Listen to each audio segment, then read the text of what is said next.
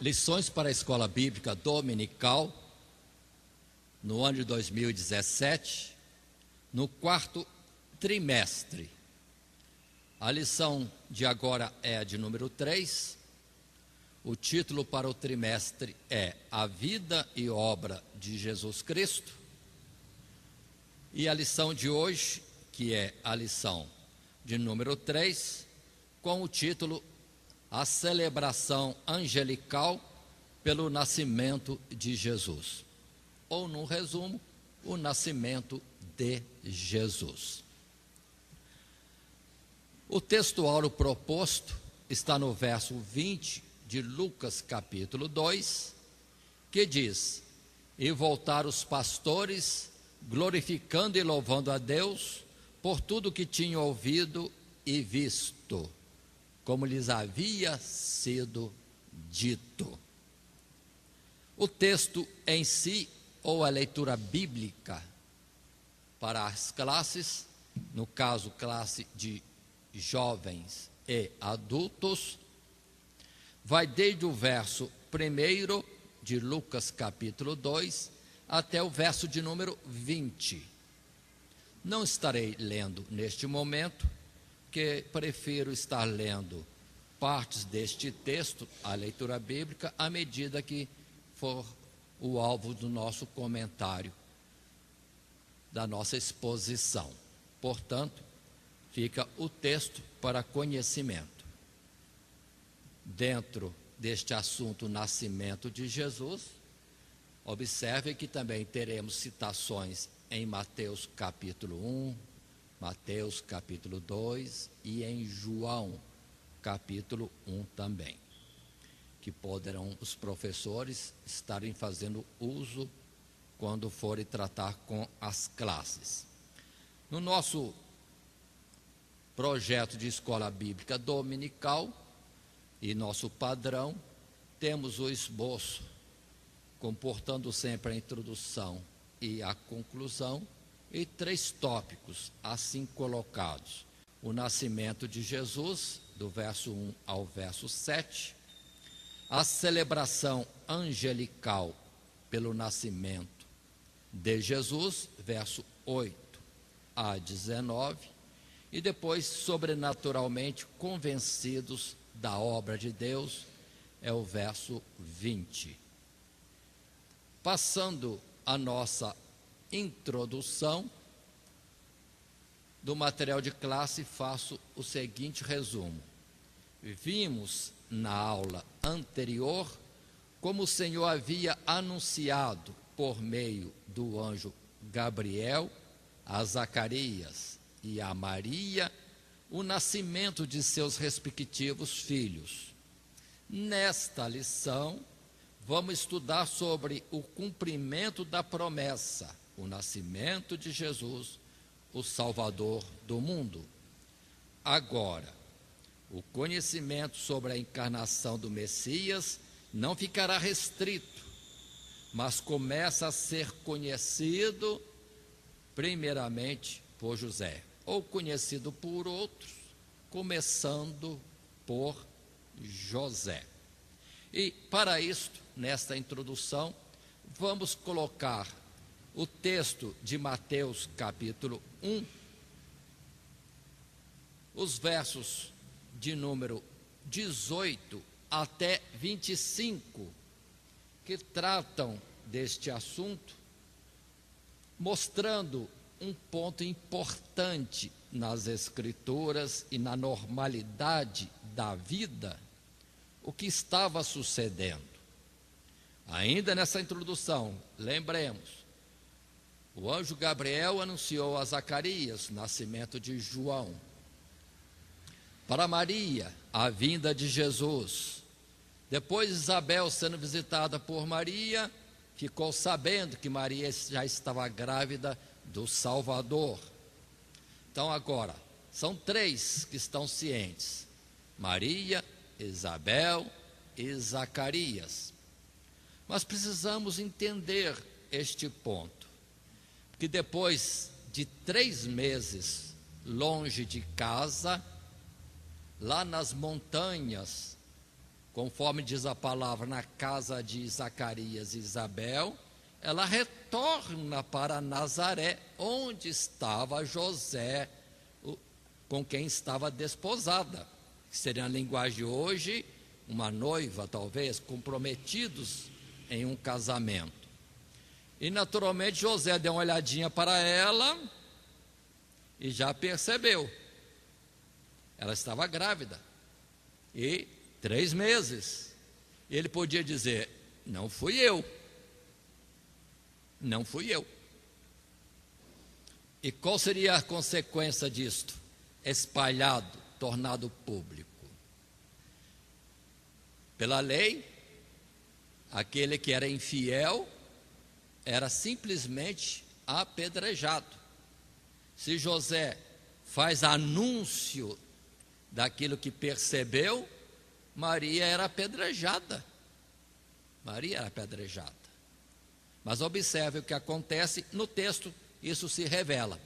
Então leio Mateus capítulo 1, verso 18. Ora, o nascimento de Jesus foi assim: estando Maria, sua mãe, desposada com José, antes de se ajuntarem, achou-se ter concebido do Espírito Santo. Então José, seu marido, como era justo e a não queria infamar, intentou deixá-la secretamente. E projetando ele isso, eis que em sonho lhe apareceu um anjo do Senhor, dizendo: José, filho de Davi, não temas receber a Maria, tua mulher, porque o que nela está gerado é do Espírito Santo. E ela dará à luz um filho, e lhe porás o nome de Jesus, porque ele salvará o seu povo dos seus pecados.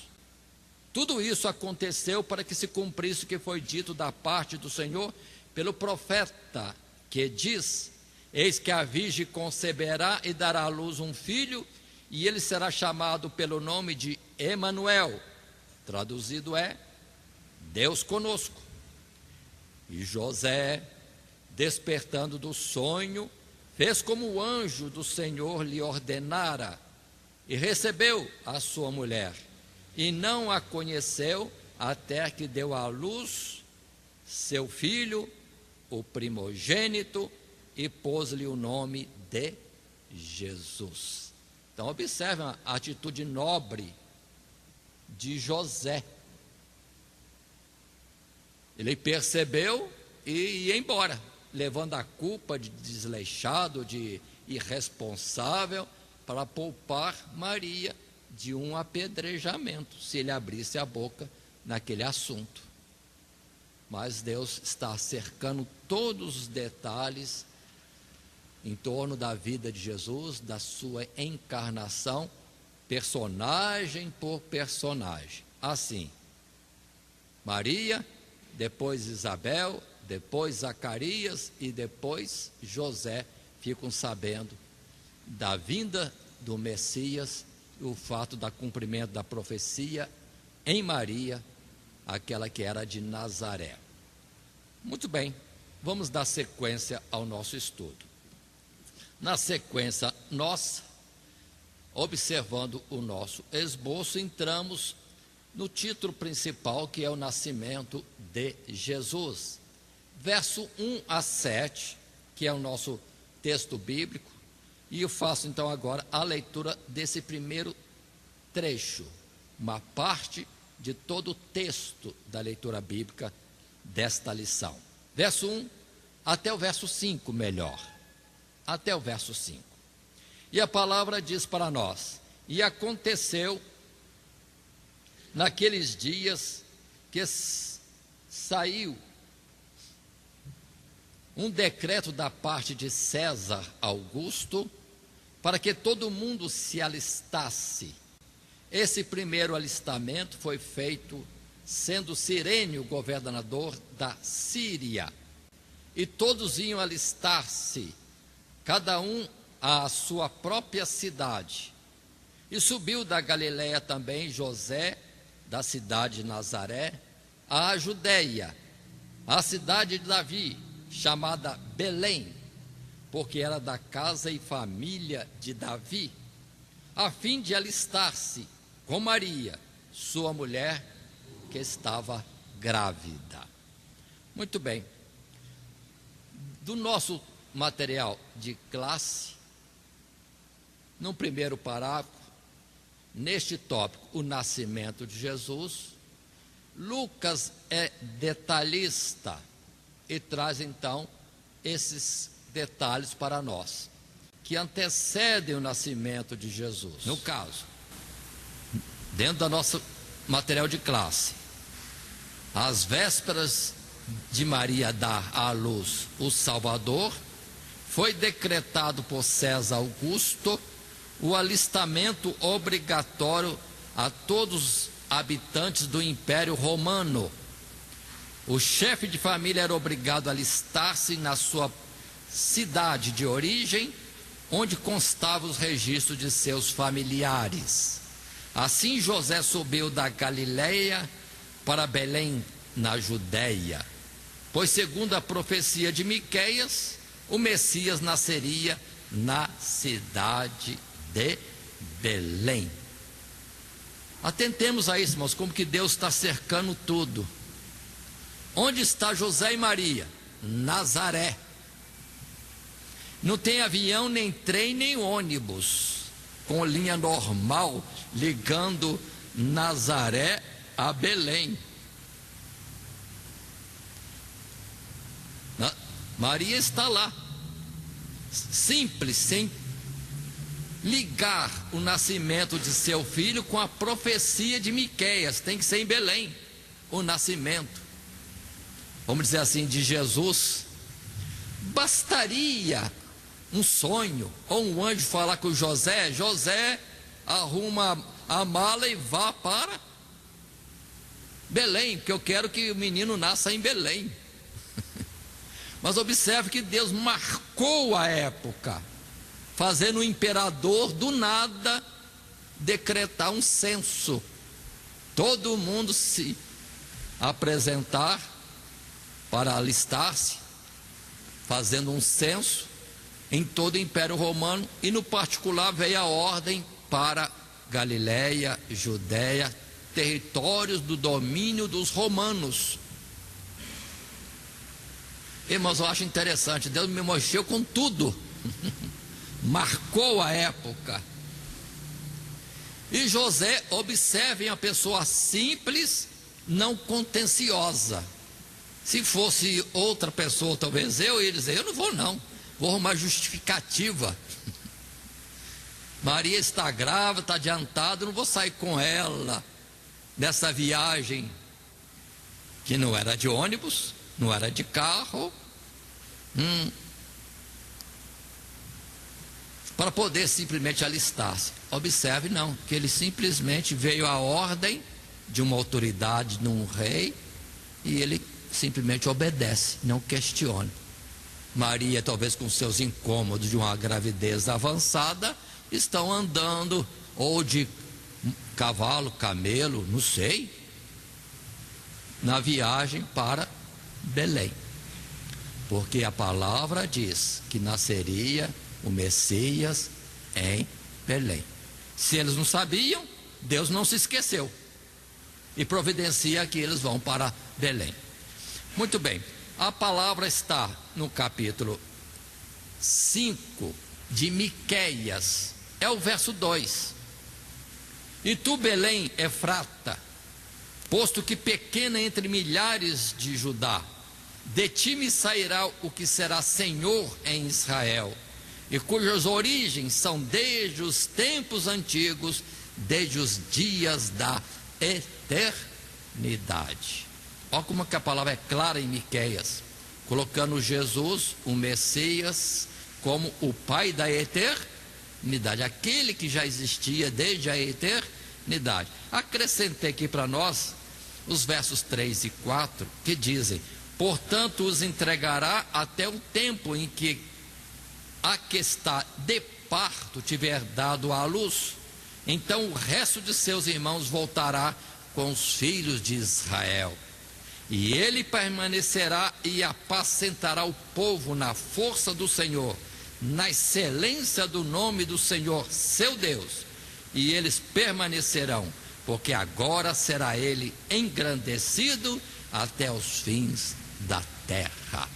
Observe como os profetas falavam claro. Hoje a gente diz, falavam claro, mas quem atentou para isso? Quem entendeu, né? Aquilo que os profetas falavam no tempo mais antigo. Mas continuemos.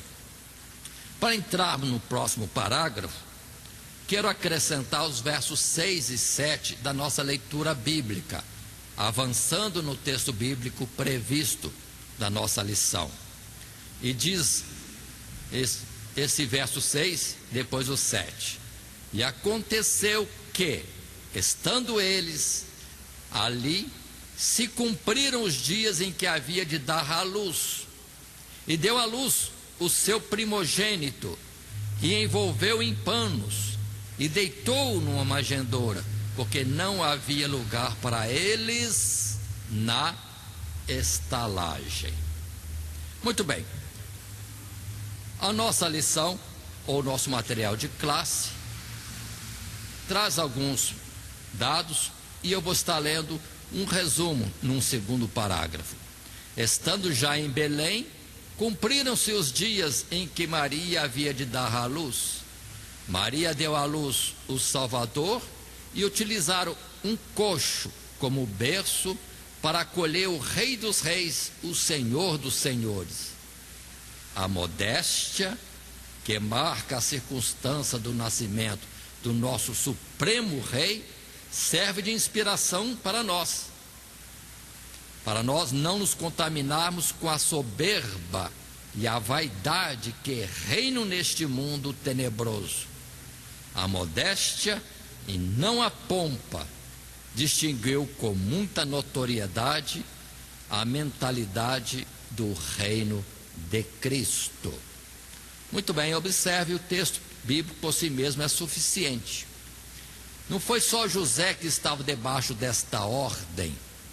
Muita gente em Israel, e muita gente teve que sair dos seus lugares e ir para, no caso, Belém. Todos que tinham nascido em Belém, todos que eram da família de Davi.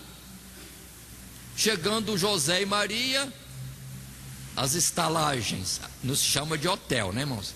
Estalagens, naquela época, estavam cheias. E José teve que se arranjar com Maria em algum lugar. Quando se fala manjedoura, manjedoura é coxo. Aquele, muitas vezes é simplesmente um tronco que é rasgado e afundado e colocado ali o alimento para os animais. E José, não tendo lugar na estalagem, pelo menos para a criança, no caso Jesus, tinha um bercinho, né? Cheirando a capim. E é ali que Jesus esteve no seu nascimento. Observe, irmãos, esse aspecto. Nós somos tão exigentes com tanta coisa, mas o Senhor dos Senhores, o Supremo Deus, em Cristo Jesus, tem como berço nada escolhido na melhor loja da cidade, mas simplesmente um coxo. E ali está a criança. Daí vem a ideia de uma estrebaria. Aí já é a mente humana estendendo os fatos. Mas é um coxo em que Jesus estava. Não tinha fraldas, nada da Johnson, né? Nem outra qualidade, qualquer marca, mas é paninhos que serviram de veste para Jesus. Não tem nenhum macacãozinho, nenhum pagãozinho, nada dessas coisas que hoje as pessoas acham que não pode faltar. E Jesus tinha só uns paninhos para ali se enrolar. Por isso, irmão, vamos entender, o mundo é cheio de vaidade, o homem é muito cheio de coisas, mas a essência da vida não é isso. E as pessoas gastam fortuna para ter uma coisa que não é tão necessário assim, ou se afligem e se descontrolam nas finanças por pouca coisa. Mas voltando um pouco, lembremos que quando se fala do reino de Deus em Daniel capítulo 2, não é ouro, não é prata, não é cobre, não é ferro, mas também não é barro não, é pedra, coisa simples, pedra mostrando união entre os diversos componentes do reino de Deus. Portanto, estejam atentos, por isso que Jesus disse, não vem com aparência exterior. E muitos estão fazendo o reino de Deus só como fruto de ganho e vivendo com pompa e riqueza. Não sei não, é preciso ter cuidado. Tiramos esta visão de uma obra de Deus rica, baseada em ouro. Pedro chegou a dizer, não tenho prata nem ouro, mas o que tenho, isso te dou. E hoje está um pouquinho diferente, tenho prata e ouro e mais nada posso te dar, nem isso que eu prefiro guardar. É assim o cristianismo? Não, não. Mas observem o texto bíblico de Mateus 21, verso 1 a 5, que mostra para nós a simplicidade com que Jesus sempre se apresenta. E no caso, por exemplo, quando ele entra em Jerusalém, o texto bíblico diz aqui, verso 1, e quando se aproximaram de Jerusalém e chegaram a Betfagé, ao Monte das Oliveiras, enviou então Jesus 2 discípulos, dizendo-lhes, ide à aldeia que está defronte de vós, e logo encontrareis uma jumenta presa e um jumentinho com ela. Desprendei-a e trazei-mos. E se alguém vos disser alguma coisa, direis que o Senhor precisa deles, e logo os enviará. Ora, tudo isso aconteceu para que se cumprisse o que foi dito pelo profeta, que diz, dizei à filha de Sião, eis que o teu rei aí te vem, humilde e assentado sobre uma jumenta e sobre um jumentinho, filho de animal de carga.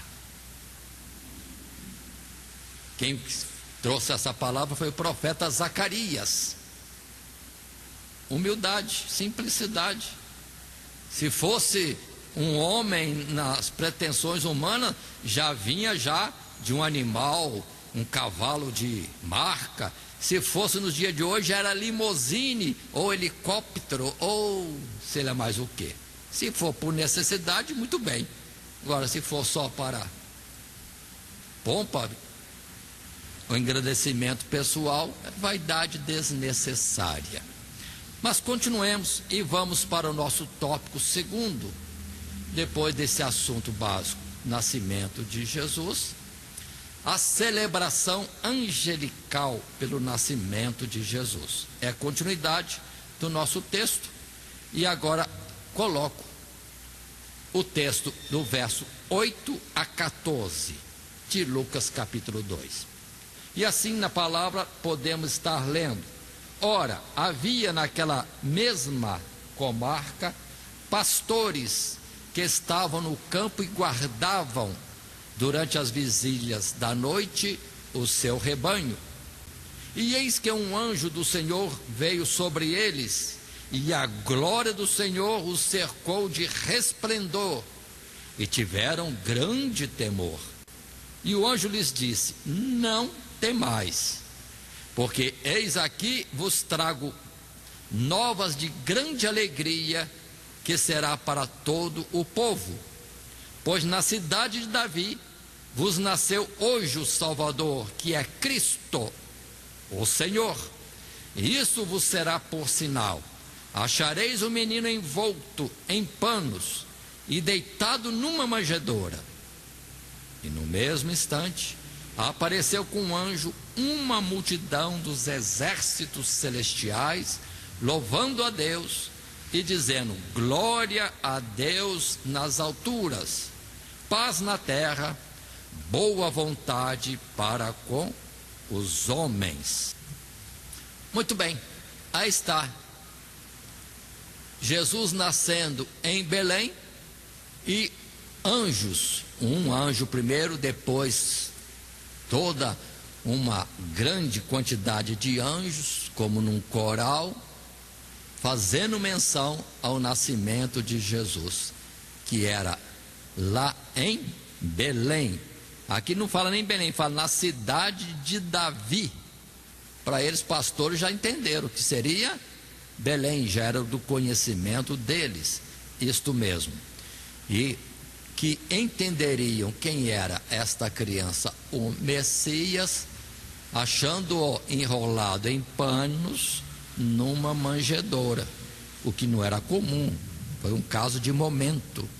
Muito bem, indo para nosso material de classe, aglutinando parágrafos 1 e 2, nós temos esta observação para nos acompanhar na exposição da lição diante da classe.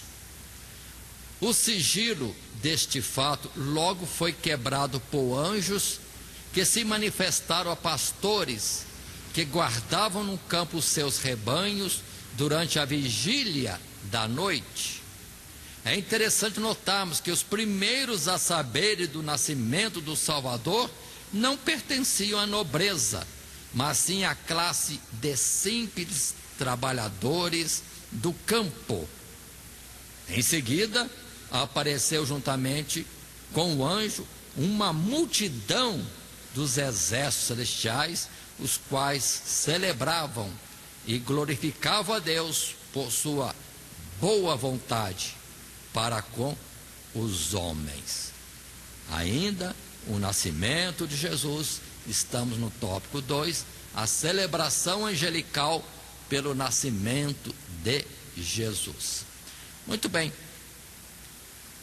De novo, continua o aspecto de simplicidade. Jesus não foi para, ou os anjos não foram para o templo anunciar, não foi para a classe dos líderes principais do povo ou príncipes, também não. Será que estava muito ocupado com a normalidade religiosa? Por que o anjo não falou com ninguém? Não sei. Mas o Senhor, na alegria do feito, isso faz ser anunciado a gente simples do campo. Muitos querem ser grandes e esquecem que isso pode ser uma soberba. Seja o que Deus fez você ser, e basta.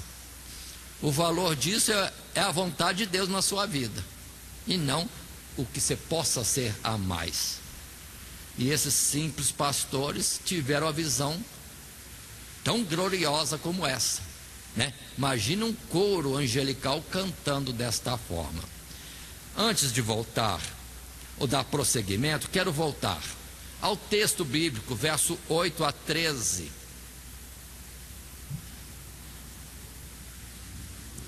Os anjos cantavam, verso 14: glória a Deus nas alturas, paz na terra, boa vontade para com os homens.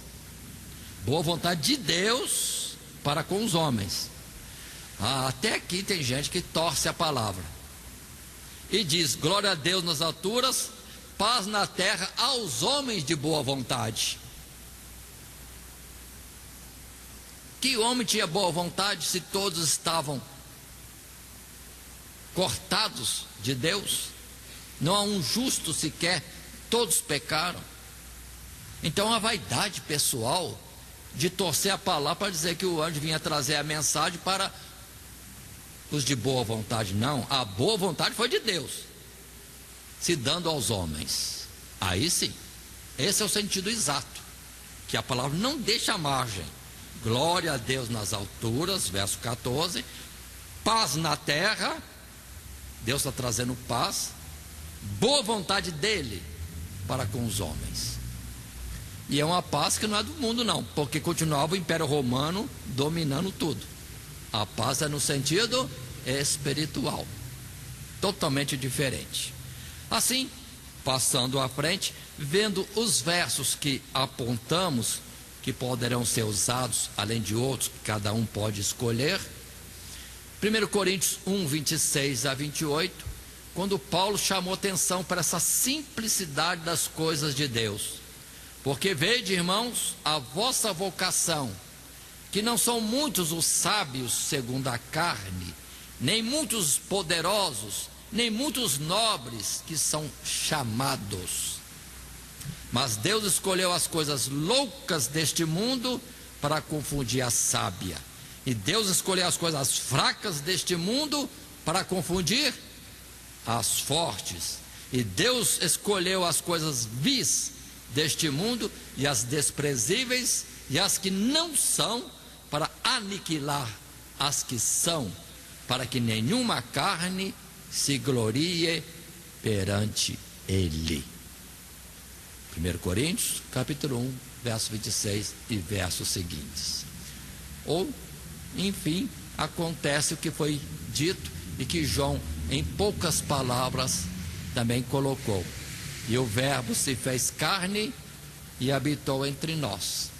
E vimos a sua glória, como a glória do unigênito do Pai, cheio de graça e de verdade. Vamos ver as duas cenas, por favor. Vão olhar lá no coxo. Uma criancinha recém-nascida, enrolada em paninhos. Quem está? Uma pobre criança. É o filho de uns pobrezinhos aí. Talvez na linguajar expressiva, ganhado uns pobretões. Mas quem era que estava no coxo? Aquilo que era comemorado por coral angelical. Glória e simplicidade. Glória e simplicidade. Observe um paralelo, irmãos. Não desprezar o dia das coisas pequenas. Olhando para Jesus, mas os anjos anunciando, mas quanta glória. Vamos ver a criança no coxo. Então nós precisamos ter essa ideia, nesse corpo físico que deve permanecer em simplicidade e humildade, né? Entretanto, tendo uma glória de ser chamado para a vida eterna como filho de Deus. Nada de arrogância, nada de presunção, é uma realidade. No simples está uma glória. Isso é o equilíbrio. Jesus, que é o alto e sublime, ao mesmo tempo manso e humilde de coração. É a realidade das coisas de Deus. Passemos à frente e indo para um novo parágrafo dentro da nossa lição, leio antes o texto bíblico correspondente. É Lucas capítulo 2, verso 15 a 18. E aconteceu que, ausentando-se dele os anjos para o céu, disseram os pastores uns aos outros: vamos, pois, até Belém e vejamos isso que aconteceu e que o Senhor nos fez saber. E foram apressadamente e acharam Maria e José e o menino deitado na manjedoura. E vendo-o, divulgaram a palavra que acerca do menino lhes fora dita. E todos os que a ouviram se maravilharam do que os pastores lhes diziam. Muito bem. Este texto por si só já é esclarecedor, mas no nosso material de classe coloca isso para não esquecermos desse ponto, para nós estarmos trazendo em classe. E num parágrafo 3 podemos colocar: logo após os anjos se ausentarem, os privilegiados pastores concordaram entre si ir até Belém.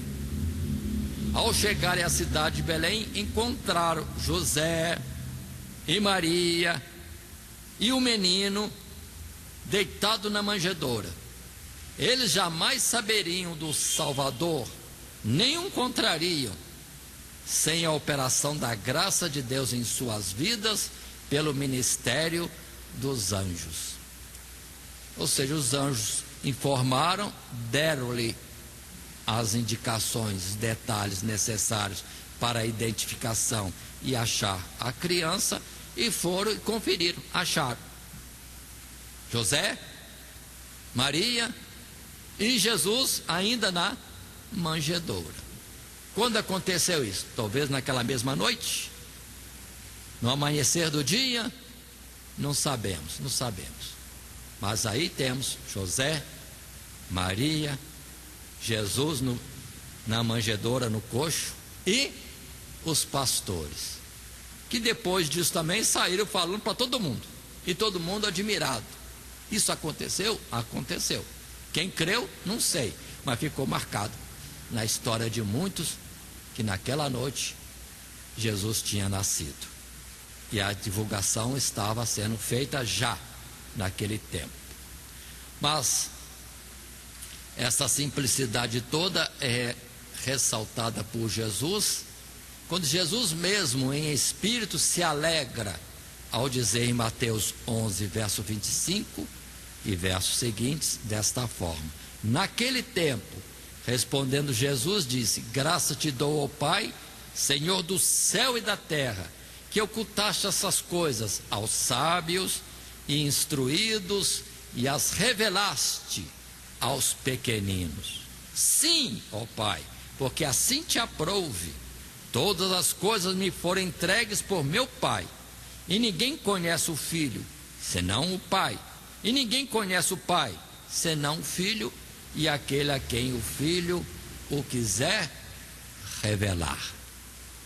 Conhecemos Jesus, sabemos de tudo em torno de Jesus, da glória da salvação. Pois bem, observe aqui: revelado pelo Pai, senão nós não chegaríamos a este ponto de fé e de vida cristã, conforme temos e que a palavra nos orienta a ter. Muito bem, em tudo isso, o verso 19 diz isso: mas Maria guardava todas estas coisas, conferindo-as em seu coração. Maria já tem tantos testemunhos, tantos testemunhos. O anjo Gabriel que fala, Isabel que fica sabendo e profetiza, José que a recebe sabendo que o que estava nela era obra de Deus, não houve infidelidade de Maria.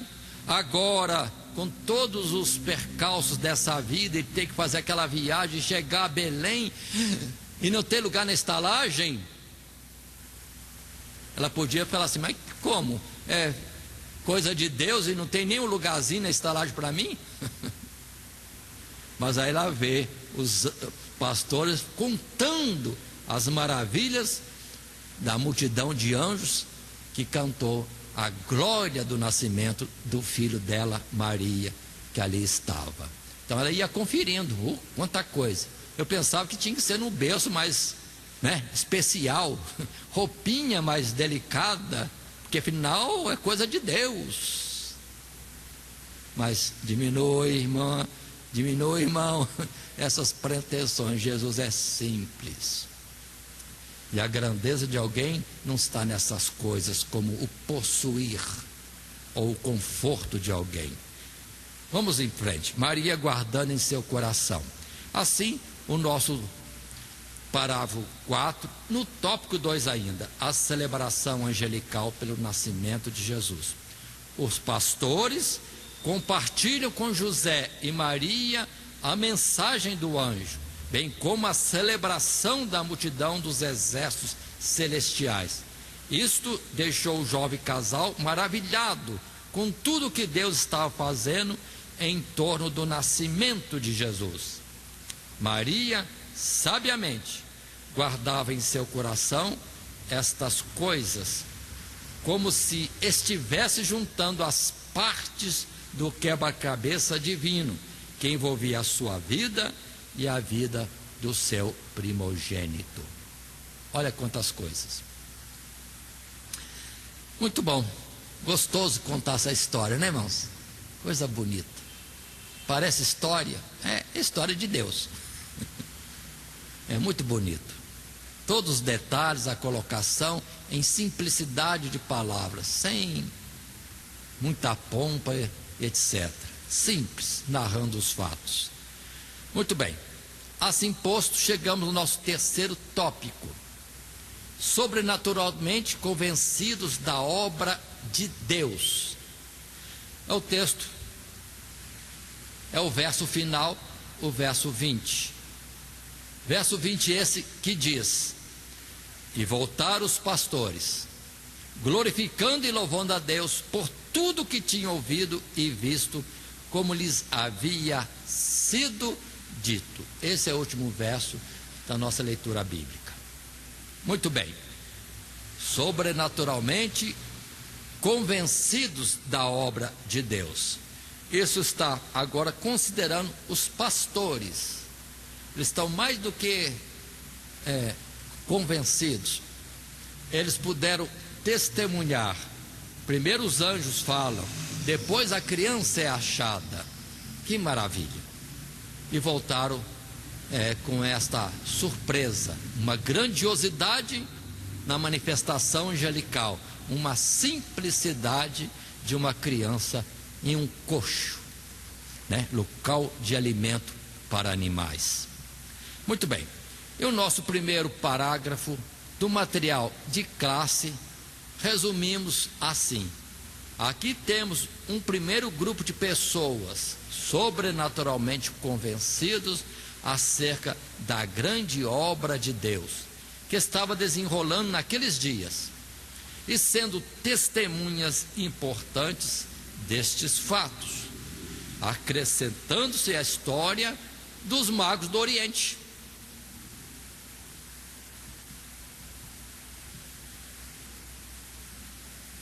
Como assim? Irmãos, atentem para isto. Por enquanto, pastores, José, Maria, naquele cenário de Belém. E agora tem mais uma notícia. Lucas não fala. Quem traz esta colocação, esse registro, é Mateus, no capítulo 2, e os primeiros versos. Aqui podemos estar falando, os irmãos vão atentar para detalhes importantes para termos uma visão correta desse dia em que os magos chegam a Belém. Os pastores encontram Jesus na manjedoura. Nem fala se é estrebaria, numa cobertinha qualquer, numa gruta, não fala mais nada. Mas Mateus 2, 1 em diante, vamos estar lendo este texto. E tendo nascido Jesus em Belém da Judéia, no tempo do rei Herodes, eis que uns magos vieram do Oriente a Jerusalém e perguntaram: onde está aquele que é nascido rei dos judeus? Porque vimos a sua estrela no Oriente e viemos a adorá-lo. E o rei Herodes, ouvindo isso, perturbou-se, e toda Jerusalém com ele. E congregados todos os príncipes dos sacerdotes e os escribas do povo, perguntou-lhes onde havia de nascer o Cristo. E eles lhe disseram: em Belém da Judéia, porque assim está escrito pelo profeta: e tu, Belém, terra de Judá, de modo nenhum és a menor entre as capitais de Judá, porque de ti sairá o guia que há de apacentar o meu povo de Israel. Então Herodes, chamando secretamente os magos, inquiriu exatamente deles acerca do tempo em que a estrela lhes aparecera, e enviando-os a Belém, disse: ide e perguntai diligentemente pelo menino, e quando achardes, participai-mo, para que eu também vá e o adore. Ele faria isso? Observe, irmãos, magos no Oriente, é longe, viram a estrela no céu, cumpriu a profecia que está lá em Números, talvez, né? De Balaão: uma estrela procederá de Jacó.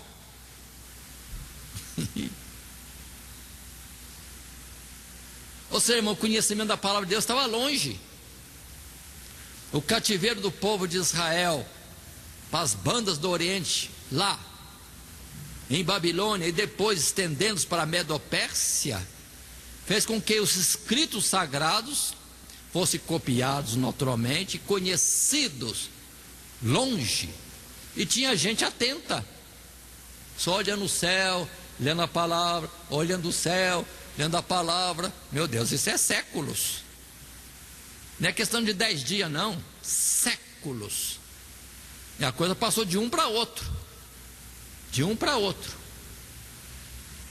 Virá o Messias, virá o rei de Israel, virá o salvador do mundo. E como nós vamos saber? Uma estrela aparecerá. Isso fisicamente aconteceu. Como que eles entenderam? Não sei. Mas Deus opera tudo. E sai magos do Oriente, e vem para Israel. E vou para onde? Ou vamos para onde? Para a capital. É rei, deve estar nascido lá em Jerusalém. E chega lá, tumultua a cidade. Gente do Oriente, magos, cientistas, sábios, estão perguntando pelo Messias, porque o Messias nasceu e eles viram a estrela dele no Oriente. Irmãos, o negócio mexeu com o povo, principalmente Herodes, inimigo.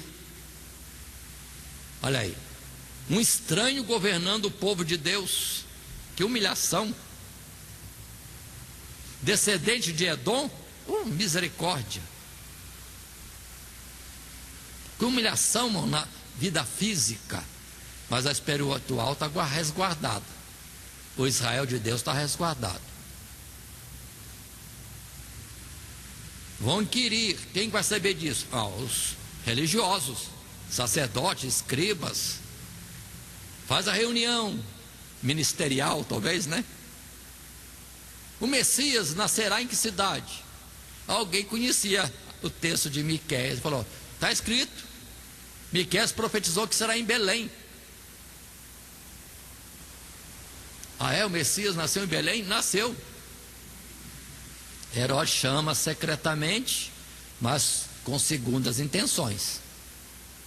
Pergunta detalhes: quando, quanto tempo tem que isso aconteceu. Os magos falam tudo. Quantos magos? A palavra não diz quantos, só fala que é plural. 2 já é plural, 3 também é plural, 4 também é, 5 também é. A Bíblia não fala quantos. Muito bem. Continuando o texto que estamos lendo, Mateus capítulo 2, agora verso 9 em diante. E tendo eles ouvido o rei, partiram, e eis que a estrela que tinham visto no Oriente ia adiante deles. Agora eles viram a estrela de novo. Identificaram a estrela. Interessante. Por favor, não eram astrólogos, pelo amor de Deus. Eles podem ser astrônomos, estudiosos dos corpos celestiais, e não adoradores de astros. Cuidado com isso. Astrônomos conheciam as constelações, as posições de várias estrelas, até que perceberam estrela diferente. Aí entenderam, nasceu o Messias. E agora a estrela especial que eles viram, tornaram a ver. Vieram toda a viagem sem ver a estrela. Mas agora quando vão chegar a Belém, a estrela aparece de novo, ou eles percebem a estrela, que vai conduzindo-os até Belém. Muito lindo isso. Verso 10, e vendo eles a estrela, alegrarás com muito júbilo. Verso 11, por favor, com destaque. E entrando na casa, acharam o menino com Maria, sua mãe, e prostrando-se, o adoraram, e abrindo os seus tesouros, lhe ofertaram dádivas, ouro, incenso e mirra. E sendo por divina revelação avisados em sonhos, para que não voltasse para junto de Herodes, partiram para a sua terra por outro caminho. Irmãos, a cena do nascimento de Jesus é somente Maria, José, Jesus no coxo e os pastores. E nós já estamos acrescentando muita coisa, colocando cavalinho, jumentinho, boizinho, carneirinho e os magos também, e os camelos lá fora. É pessoas juntando história, mas alterando a história. A verdade é que passaram os dias, o censo acabou, esvaziou-se a cidade, apareceu lugar para eles. Mas mesmo assim, quando os magos chegam, só está Maria e a criança. E eles, sem dúvida, se prostram, adoram e trazem os presentes: ouro, incenso e mirra. É de onde as pessoas dizem que são 3 magos. Não quer dizer isso. Ainda mais num costume antigo oriental, quando as pessoas vinham trazer presentes, era de praxe trazerem os mesmos presentes. Se fosse 10 magos, seriam 10 ouros, 10 porções de mirra e porção de incenso. É o costume, para que ninguém pareça sobrepor o outro nos seus presentes. Aí pode ser 2, pode ser 3, pode ser 4, 5 que vieram trazer aqueles presentes, o padrão normal, segundo o entendimento deles, de um rei e sacerdote: ouro, incenso e mirra. E esses materiais têm o seu simbolismo também, para a realeza e majestade e ministério de Cristo Jesus.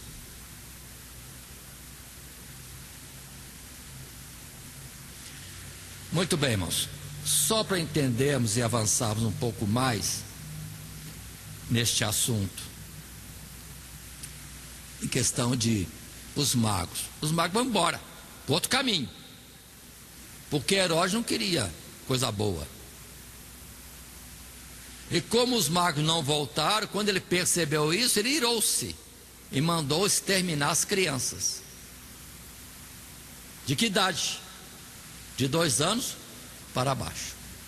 Ou seja, em 2 anos estava garantido uma época e um tempo em que Jesus tinha nascido, de onde se entende que possivelmente Jesus já deveria ter perto de 1 ano quando os magos vieram. Já estava numa casa. José nem está presente, voltou para Nazaré para trabalhar, ou estava no emprego em Belém mesmo? Não sei.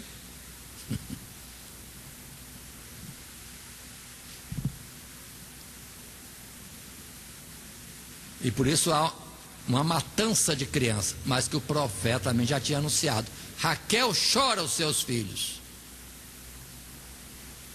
Mas a palavra do profeta também diz: descansa, mulher, reprima o teu choro. Haverá esperança para eles, porque voltarão da terra da morte. Ou seja, fala de uma ressurreição. Todas essas crianças que morreram em Belém, para nós um desastre, mas que bênção. Todos eles morreram por causa de Jesus. Já estão sobre eles, ou já está sobre eles uma promessa de volta da morte, a ressurreição. Que coisa maravilhosa. Valeu a pena morrer. Quem dera que eu tivesse lá entre essas crianças também. Só para a gente entender a extensão das misericórdias de Deus e as suas consolações. Mas, irmãos, só estendendo para a gente entender todos os fatos. A sequência natural é que de noite o anjo vem a José e avisa: vai embora de Belém, porque vão tentar matar a criança. Vai para o Egito. A ordem clara. E observe que José e Maria, sendo pobres, agora já tinha alguma coisa no bolso para poder viajar. Os presentes, dá para pagar a conta da casa se foi alugada. Perdoe dizer assim, irmão, agora é ficção minha, mas para a gente colocar num ponto certo. E pode sair de viagem porque tem recurso para ir para uma terra estranha, o Egito. Mas isso também estava na profecia, que dizia que Jesus estaria uma época na terra do Egito. E vem a palavra que diz: do Egito chamei a meu filho. Muito bem, são colocações. Nesse espaço de tempo que Jesus, Maria e José estão em Belém, lembre-se que com 40 dias Jesus foi apresentado no templo. Fatos à parte, para mostrar que a vinda dos magos não foi na noite do nascimento. Está claro? Pelo menos 40 dias passou, porque Maria terminou o seu período de resguardo, foi ao templo cumprir o preceito, apresentar o sacrifício da expiação de pecado exigido pela lei. Então, pelo menos 40 dias estavam em Belém, para poder depois ir a Jerusalém e apresentar Jesus. Mas depois vão para o Egito, conforme a palavra da instrução do anjo que lhe apareceu. E no parágrafo 2 do tópico 3, nessa nossa lição, a celebração angelical pelo nascimento de Jesus. E o tópico 3, sobrenaturalmente convencidos da obra de Deus, não só José, não só Maria, os pastores, os magos. E ocorreu agora. Era para sair um montão de sacerdotes do templo e direto para Belém ver o Messias que chegou. Irmão, os magos foram sozinhos, não tiveram nenhum guiazinho emprestado. Quanta gente incrédula, veio o sinal, veio os magos falando, cumpriu-se a profecia, o Messias está em Belém. Está em Belém, vá lá os magos. Mas ninguém foi. Nem um sacerdote, nem um levita, ninguém. Ou será que a gente iria também ou não? Só para a gente entender, irmãos, como é que fala? Lerdeza de atentar para as coisas de Deus. Muito bem. E o nosso parágrafo 2 aqui no texto 3, ou no tópico 3, toda a história do nosso Salvador está cercada do testemunho sobrenatural de Deus. Ainda hoje, Deus opera de diferentes maneiras por meio do poder do Espírito Santo para confirmar a sua palavra de forma sobrenatural, para que não haja margem para dúvidas e questionamentos acerca da sua autenticidade. É o que vemos em toda a Bíblia: Deus operando, Deus falando, Deus mostrando, Deus orientando, Deus conduzindo tudo, em tudo. Aí temos, para nós estarmos considerando, os textos de Hebreus 2, verso 3. Coloco o verso 3, na verdade, é o verso 4, só para observar a exortação que vem junto. Como escaparemos nós, se não atentarmos para uma tão grande salvação, a qual, começando a ser anunciada pelo Senhor, foi-nos depois confirmada pelos que a ouviram, testificando também Deus com eles, por sinais e milagres e várias maravilhas e dons do Espírito Santo distribuídos por sua vontade. Deus nunca deixou de estar presente em todos os instantes da obra no meio do povo de Deus, ou seja, na salvação das nossas almas, na igreja, como nós chamamos hoje. Deus nunca esteve ausente. A promessa é firme: estarei convosco todos os dias, até a consumação dos séculos. Também em João capítulo 12, verso 27, um fato entre tantos outros, quando gregos vêm perguntar por Jesus: quem é Jesus? Quem é Jesus? Ouvimos falar dele lá na Grécia. O nome de Jesus foi longe, conforme a profecia que lemos lá em Miqueias. Verso 27 de João 12: agora minha alma está perturbada, que direi eu? Pai, salva-me desta hora. Mas para isso eu vim a esta hora. Aqui Jesus está falando da sua morte, da sua morte. Ele sabia do seu ministério todinho. Mas verso 28, aí Jesus diz: Pai, glorifica o teu nome. Então veio uma voz do céu que dizia: já o tenho glorificado, e outra vez o glorificarei. Ora, a multidão que ali estava e que a tinha ouvido dizia que havia sido um trovão. Outros diziam: um anjo lhe falou. E respondendo Jesus disse: não veio esta voz por amor de mim, mas por amor de vós. Por amor de vós.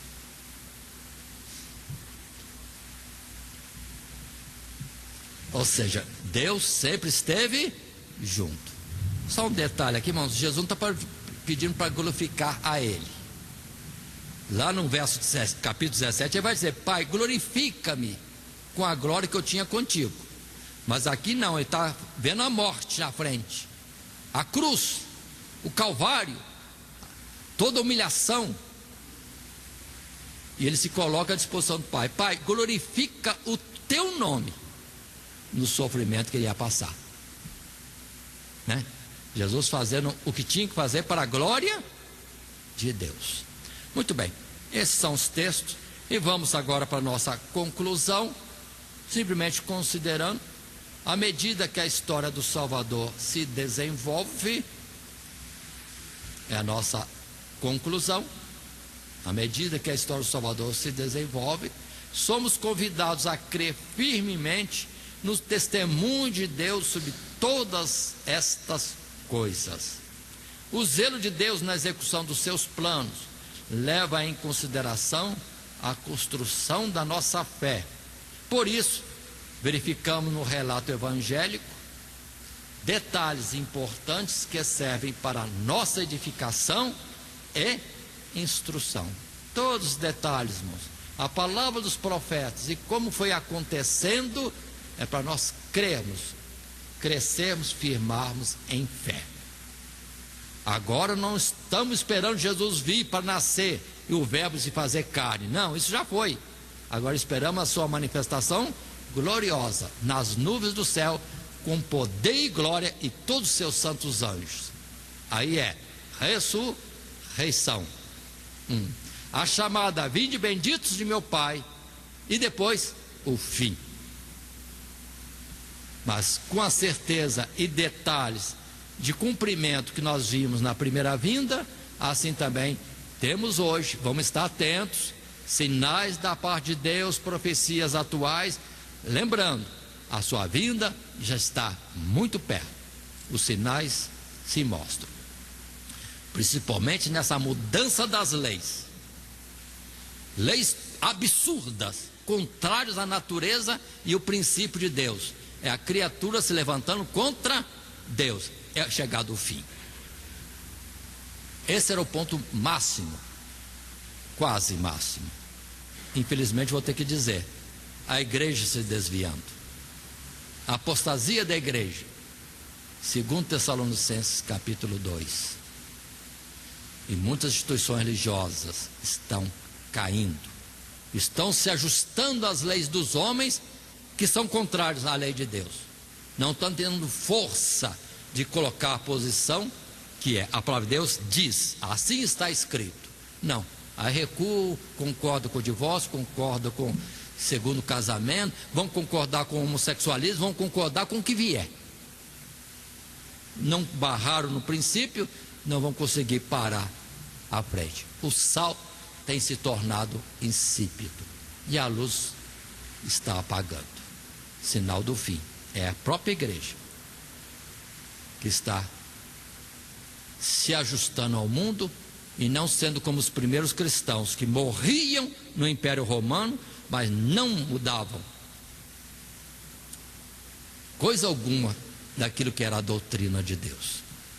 Mas que Deus nos abençoe, lembrando que temos passado nosso estudo por esses tópicos: nascimento de Jesus, a celebração angelical pelo nascimento de Jesus, sobrenaturalmente convencidos da obra de Deus. Assim nós hoje estamos, mais uma vez, convencidos sobrenaturalmente que Jesus virá? Espero que sim.